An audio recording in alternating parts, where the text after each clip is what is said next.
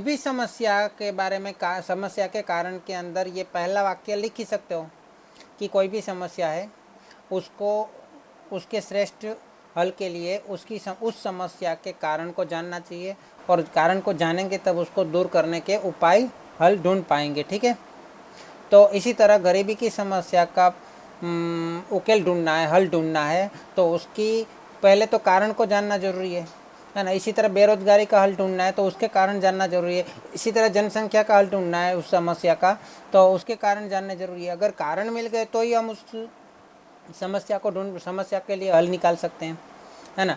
तो कारण को दूर कर दिया जाएंगे तो समस्या का हल वो कारण को ही दूर करना होता है।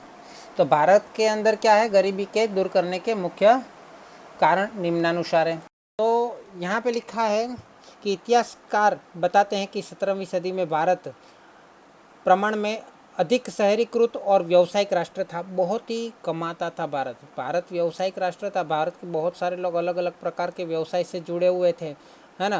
भारत बोले तो भारत का बहुत सारे, खास करके साउथ में और वेस्ट में और ईस्ट में, तीनों जगह पे, खाली नॉर्थ में थोड़ा वो था, बाकी हर एक जगह से मतलब सुतराउ कापड़ का निकास करना, मतलब वहाँ पे बहुत ज़्यादा सुतराउ कापड़ है, फिर सिल्क है, मरी मसाला है।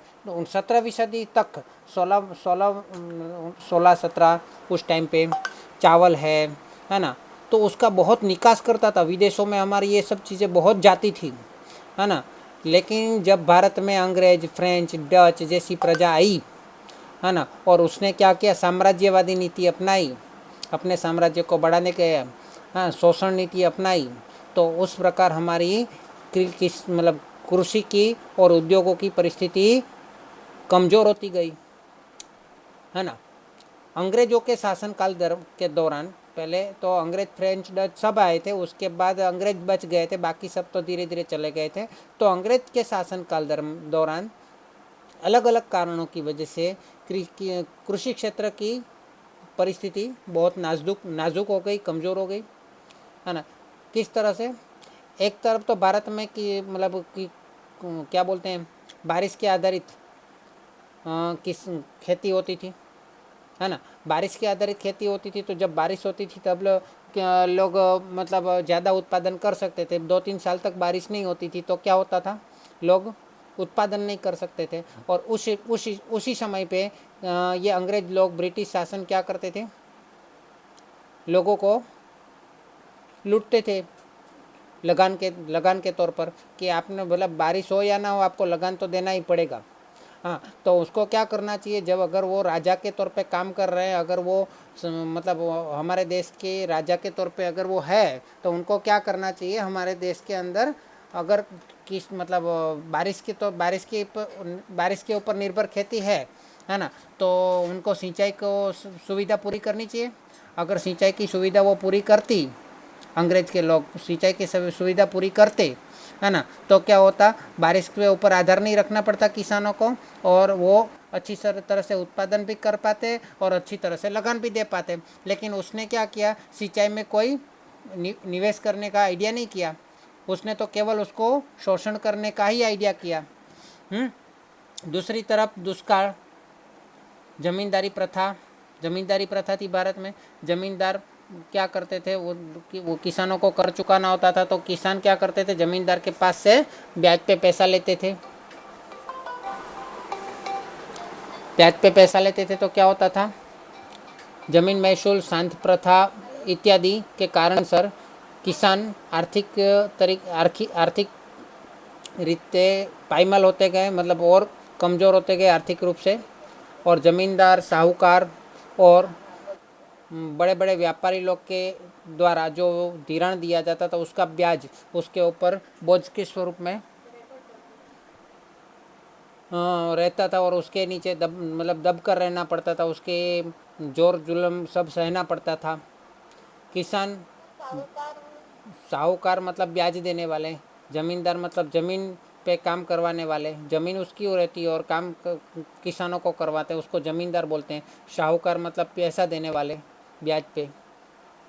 किसान ज़मीन विहोणा बनता गया, मतलब किसान की ज़मीन जो है वो साहूकार और ज़मींदार क्या करते थे, उसका ब्याज का पैसा नहीं दे पाते तो उसकी ज़मीन छीन लेते थे। इस तरह किसान और कृषि दोनों बेहाल बनते गए, परिणाम स्वरूप गरीबी में वृद्धि होती गई। ये सब इतिहास की बात है ना। उसी तरह उद्योग और व्यापार की बात करें तो अंग्रेजों के द्वारा भारत में ऐसे व्यापार नीति और कर नीति रखी गई जिसकी वजह से मतलब और औद्योगिक नीति अमल में आई, जिसकी वजह से भारत में अंग्रेजों को व्यापार से फ़ायदा किसको, व्यापारी लोग, यहाँ के व्यापारियों को नहीं बल्कि अंग्रेज लोगों को फ़ायदा हो, है ना। भारतीय निकाસો યુરોપના બજારોમાં વિવિધ પ્રતિબંધો મૂકવામાં આવ્યા, है ना। भारत में से डायरेक्ट कोई यूरोप के बाज़ारों में बिक्री नहीं कर सकता। अंग्रेज लोग यहाँ से खरीदेंगे और डायरेक्ट वहाँ पे जाके खुद बेचेंगे। यहाँ से भारत के लोग डायरेक्ट निकास नहीं कर सकते। इंग्लैंड में उत्पादित वस्तुओं भारत में बिक्री के लिए रखी जाती थी। विशेष प्रकार की कर राहत और छूट छाटों देने में आई। अगर इंग्लैंड की चीज़ अगर आप भारत में ख़रीदोगे तो वहाँ पे आपको कर राहत मिलेगी, छूट छाट मिलेगी, लेकिन भारत की चीज़ें वहाँ पे नहीं बेच सकते।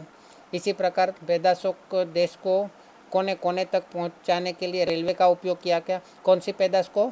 इंग्लैंड की पैदाश को, इंग्लैंड के उत्पाद को भारत के कोने कोने तक पहुंचाने के लिए रेलवे यहाँ पे शुरू हुई और उसका उपयोग किया गया। इस प्रकार की नीति की वजह से अंग्रेजों को भारत में उत्पादन और बिक्री से अधिशेष प्राप्त हुआ, मतलब बहुत ज़्यादा लाभ प्राप्त हुआ।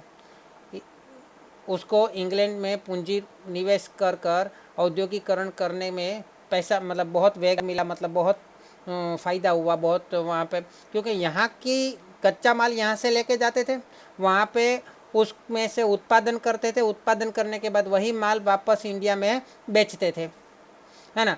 तो वहाँ पे उसको बहुत ज़्यादा मुनाफा हुआ। कहाँ से हुआ? भारत की वजह से हुआ। और वही मुनाफे का उपयोग करके वहाँ पे औद्योगिकरण हुआ, वहाँ पे अलग अलग यंत्र बनाए गए। लेकिन मुनाफा कहाँ से प्राप्त किया उन्होंने? भारत में से। इसलिए औद्योगिकरण को वेग प्राप्त हुआ और वहाँ के उत्पादित माल का बिक्री के लिए भारतीय बाजार का उपयोग किया गया। इस व्यवस्था में भारतीय उद्योगों और व्यापारियों की कंपटीशन, हरीफाई करने की शक्ति और उत्पादन करने की क्षमता कम होने लगी। भारत में छोटे छोटे गृह उद्योग तो बंद ही हो गए, है ना। परिणाम स्वरूप भारत में बेरोजगारी और गरीबी बढ़ने लगी। ये सब ऐतिहासिक बात है। क्लियर? कोई पार्ले जी का 5 रुपये का बिस्किट खरीदता है, समझ लो कि उसमें से आप 18% तो नहीं होगा, उसमें खाने का पदार्थ है तो बहुत, पार्ले जी छोड़ते हम कोई ऐसी चीज़ पकड़ते हैं, लेकिन वो 5 रुपये की चीज़ में से समझ लो कि 10 पैसा भी अगर आप सरकार को टैक्स चुकाते हो, इनडायरेक्ट टैक्स की बात हो रही है ना, वो पैसा घूमते घूमते घूमते सरकार के पास तो जाता ही है ना। अभी गवर्नमेंट जो है उसका काम ये है कि वो आम लोगों को फ़ायदा हो, ऐसी मतलब इस तरह से अपनी कर नीति बनाए। क्या बनाए? कर नीति, है ना। लेकिन कर नीति कुछ ऐसी बन रही है कि जिसमें आम लोगों को फ़ायदा ना हो, अमीरों को फ़ायदा हो। हाँ, तो ये आपका जो 10 पैसा है, 0.10 रुपया, वो किसके पास गया? अमीरों के पास गया किसी ना किसी तरीके से, है ना। अभी समझ लीजिए कि किसी ने मतलब अमीरों को कुछ बड़ा निवेश करना है तो उसको तुरंत लोन मिल जाती है ना, और ब्याज कम से कम लिया जाता है। लेकिन गरीब किसान है, उसने अगर लोन ली है ना, तो उसको तो ब्याज ज़्यादा भरना पड़ेगा। ऊपर से अगर वो ब्याज नहीं भर पाए तो उसको तो बहुत ही परेशानी से गुजरना पड़ेगा। लेकिन अमीर अगर लोन लेता है तो और बाद में लोन में माफ़ी मंगवाना चाहता है कि भाई इतने सारे लोन का ब्याज हम नहीं दे पाएंगे, तो उसको तो सरकार कुछ नहीं बोल पाएगी। क्यों नहीं बोल पाएगी? क्योंकि अगर मैं आपको बोलूँ कि आपने किसी को 10 रुपया दिया है तो उसको आप डांटोगे कि भाई मेरा 10 रुपया जल्दी वापस ले, हाँ। लेकिन अगर आपने किसी को 10,000 रुपया दिया है तो आप उसको डांट नहीं सकते कि भाई मेरा 10,000 रुपया जल्दी वापस दे। क्यों नहीं डांट सकते?